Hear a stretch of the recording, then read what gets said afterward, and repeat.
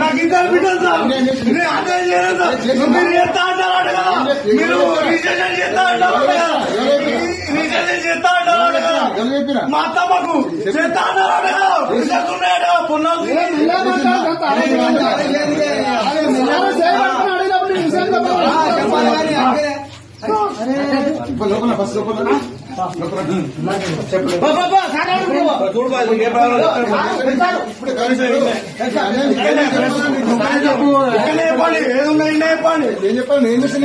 చెప్పండి. మీరు ఏదో ఎత్తా అన్నారట కదా, ఏం చేయాలి మీకు ఎవరు చెప్పారు? లేదా మీ ఇంతలో సార్, ఇది ఈయన చెప్పిన విషయం. ఎంఆర్ఓ గారు చెప్పిన విషయం ఇది.